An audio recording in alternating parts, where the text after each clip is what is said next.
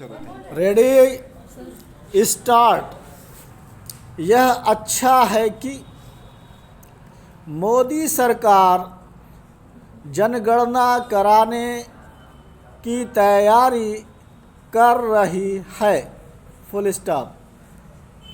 इसमें और देरी नहीं की जानी चाहिए, क्योंकि कोविड महामारी और फिर लोकसभा चुनावों के कारण पहले ही बहुत देर हो चुकी है।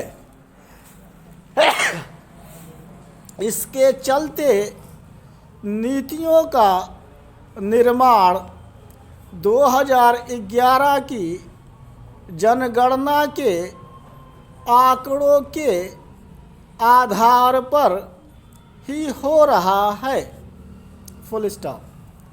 सरकार के सामने समस्या केवल यह नहीं है कि जनगणना शीघ्र कराई जाए, फुल स्टॉप। उसके सामने समस्या यह भी है कि जाति आधारित जनगणना की विपक्षी दलों की मांग का सामना कैसे किया जाए, फुल स्टॉप। विपक्षी दल और विशेष रूप से कांग्रेस ने न केवल जाति जनगणना पर जोर दे रही है, बल्कि इसे लेकर सरकार पर दबाव भी बना रही है, फुल स्टॉप। सरकार को इस दबाव का प्रतिकार करना होगा, क्योंकि जाति जनगणना की मांग केवल संकीर्ण राजनीतिक स्वार्थों के इरादे से की जा रही है, फुल स्टॉप। जाति जनगणना का उद्देश्य समाज को चुनावी लाभ के लिए जातियों में गोलबंद करना और जातिगत आरक्षण को तूल देकर वोट बैंक की राजनीति को धार देना है, फुल स्टॉप। यह सही है कि भारतीय समाज जातियों में विभाजित रहा है, लेकिन अब जब यह विभाजन लगातार कम होता जा रहा है, तब जाति जनगणना कराकर जाति की राजनीति करने वालों को सामाजिक विभाजन का अवसर नहीं दिया जाना चाहिए, फुल स्टॉप।